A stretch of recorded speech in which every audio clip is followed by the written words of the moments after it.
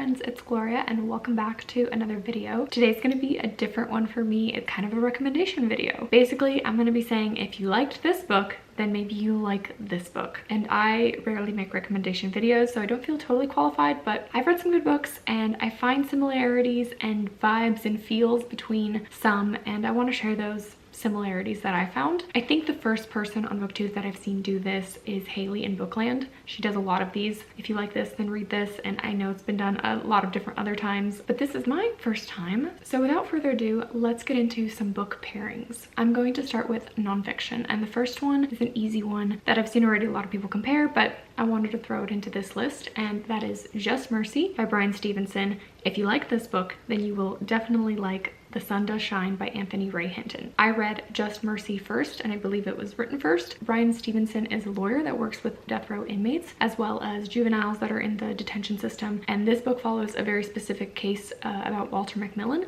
who was a black man accused of murder in Alabama in the 1980s. When he didn't do it. This is an absolute must read. I would not be surprised if this makes it onto like must read high school list at some point down the line, if not already. Anthony Ray Hinton is briefly mentioned in Just Mercy because Bryan Stevenson was also his lawyer. In The Sun Does Shine, Anthony Ray Hinton is also a young black man who gets wrongfully accused and gets sent to prison, is put on death row, and is in solitary confinement for 30 years. You just read his story and his incredible positivity throughout it all. He had so much faith and he had so much joy despite the most horrific circumstances that he could find himself in. He went in waves and definitely had moments of feeling depressed and down and just, how could this be happening to me? But then ultimately he got through it and he did get released. It's a beautiful story about human resilience, which I love to read about in nonfiction. The next pairing is also a heavy one, but they are both beautiful accounts of surviving the Holocaust. The first one is Night by Elie Wiesel. So if you have read this,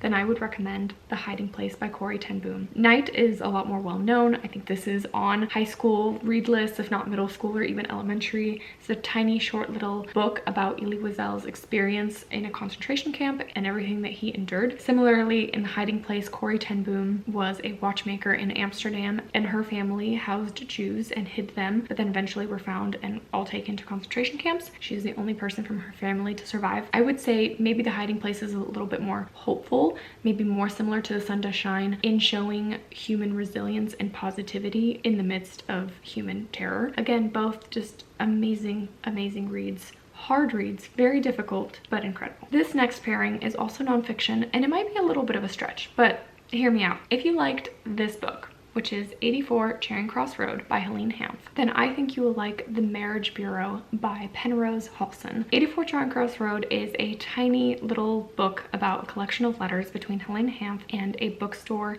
in London and their correspondence over many years. It is short, it is sweet. The Marriage Bureau is not a collection of letters and it's not all that short, but there are some letters in it, and what I think both of these books hold and evoke is life in England and showing glimpses of human experience in a very like sweet, lighthearted and funny way. The Marriage Bureau is about the two women that started really the first dating service in England, where they paired people together, and it started right before World War II, but it all went through the war and years after, and it just has little pockets and stories of people's love lives and marriages and relationships, and it was just so lighthearted and sweet. And although structurally these two may be very different, at the heart of the story, it gave me that same kind of warmth feeling and energy. The last nonfiction pairing I have is, if you liked I Talked as Fast as I Can from Gilmore Girls to Gilmore Girls by Lauren Graham, then I think you will like I'll Be There For You, the one about friends by Kelsey Miller. Two different fandoms when it comes to TV series, but for the most part, I think most people who like Gilmore Girls like Friends, and if they like Friends, they like Gilmore Girls. I know that's not completely the case, but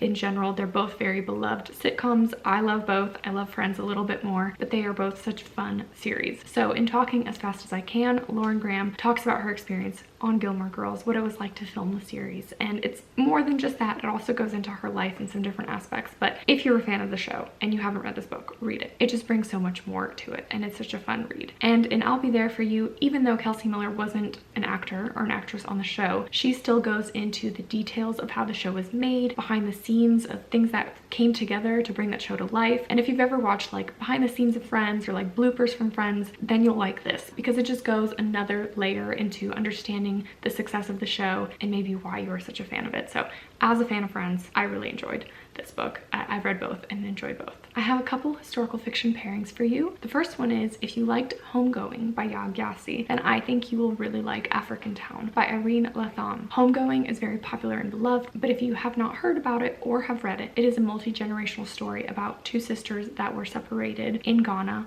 during the slave trade. One stayed in Ghana and one was taken as a slave to the Americas. And then it follows descendants from that family line down in each of those stories. It was really well done and I think worth the hype. It was a very interesting read. And Africantown evoked some similarities because it is also about the slave trade and has multiple perspectives and shifting stories that come together. I thought it was also beautifully well done. It's very lyrically told. It's a free verse novel somewhat. The audiobook was amazing because you have a full cast, so I would highly recommend that. I think it is technically a young adult novel, but it is not really too young adult in any of the typical young adult ways. I just think that these two just had a lot of similarities and feels, and if you enjoyed one, then I think you'd really like the other. My next pairing is, if you liked The Four Winds by Kristen Hanna, then I think you will like The Children's Blizzard by Melanie Benjamin. The Four Winds is all about the Dust Bowl, the Great Depression, and surviving that time in American history. It has to do with a bit of a fraught relationship between a mother and daughter and family dynamics, and is ultimately a story of survival. And in The Children's Blizzard, it is also a story of survival. It is also about a US kind of climate disaster, and that is a blizzard that swept through the Midwest and people were just not prepared for it. It also kind of has some family dynamics and sister relationships. Honestly, both of these books were 3 stars for me. They were kind of middle of the road, but I did learn some things and they were based on real historical events that happened, and so I'm still very glad that I read them for that. I enjoyed both of them. They just weren't like the most amazing reads, but for those that love The Four Winds by Kristen Hanna, I think you'd love The Children's Blizzard for very similar things. And then just because I have to, if you love The Four Winds, then I would also recommend Out of the Dust by Karen Hesse. This is a middle grade free verse novel, but it also has to do with the Dust Bowl. So I think these two are just paired really well. If you do read middle grade or if you do read historical fiction, they just kind of go together. I'd read them around the same time. This is a really easy read because it is a middle grade free verse novel. You can kind of just read it in one sitting. I just thought this was beautifully told as well. It won a Newbery medal, I think for good reason. The next pairing I have is, if you liked Everything I Never Told You by Celeste Ng, then I think you would enjoy Florence Adler Swims Forever by Rachel Beanland. Now at the surface, you may think these two have nothing in common. One is more of a contemporary literary fiction and one is a historical fiction, but really they're both literary more than anything else. In Everything I Never Told You, it's about a family story that is centered around grief and a member of the family dies. They're really trying to uncover what happened, and it's ultimately all of the way that the family is affected. It does jump back in time to kind of uncover parts of the family dynamics that you might not understand at first, but then are better understood as the book goes on. And because this is about a Chinese American family, there's also aspects of the different family members kind of coming up to racism at a certain point. And in Florence Adler Swims Forever, it is also ultimately a family story that is centered around grief and how a very tragic moment affects the different family members. And they are a Jewish family that is living in Atlantic City, but they also come across moments of anti-Semitism. And so there's just similar kind of dynamics and tensions that exist in both of these stories that I think if you liked one, you'll really like the other. Another pairing that seems kind of silly to say because I'm sure it's been told already, but if you liked the Hunger Games or like the Divergent series, which I don't know, I'm like, who didn't when they were around? But anyways, if you liked some aspects of those, then I think you will like The Dry by Neil Shusterman. All of these are young adults, but I think if you liked aspects of these big series, then you will like The Dry because they are ultimately about survival and teenagers coming together to survive some crazy things that are going on. And so they are all dystopian and post-apocalyptic in a sense,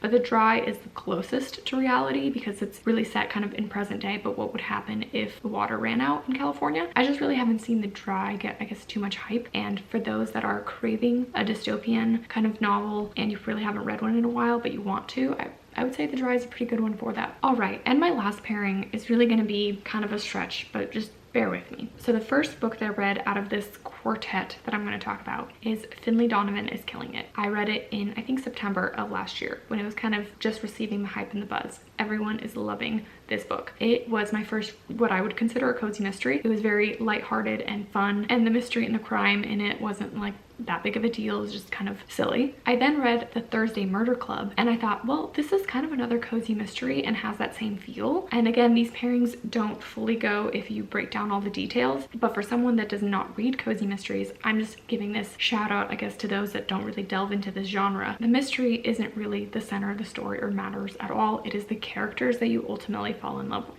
So that was my first pairing, but then both Finlay Donovan and the Thursday Murder Club made me interested in reading The Maid, and then I thought all of those three go together because The Maid is also another kind of cozy light mystery. So all three of these books have that kind of character development that you just want to root for because they're the center of the story, and they're all very light and fun for me, and that's how I found all three of these similar. So I would say if you've read one out of the three, then give another one of those a try because you might find that same enjoyment level like I did. I think I gave 4 stars to all three of these books. And then just because I had this realization during my mid-year freakout tag, I think that The Maid and Lessons in Chemistry are very similar. So if you liked one, you might like the other. Lessons in Chemistry is not a mystery by any means. The main characters really just felt similar to me, and I felt like I was rooting for them in similar ways. They're both females that are taken advantage of and really looked down on, and they're very quirky in that kind of way. So very different, but the character personality felt similar enough that I think if you liked one, you would like the other as well. So those are my book pairings for you and my recommendations. If you liked one, then try the other one out. And let me know if you agree or disagree, if you've read both and agree with me, or if you don't, or if you read one and didn't like the other. I would love to know. And also because I'm always looking for recommendations. If you have read one or both of the books that I talked about in a pairing and you have another book that you think fits the vibe of the other ones, please let me know because I enjoyed really all the books I talked about here. Otherwise I wouldn't recommend them. Not all were amazing 5-star reads, but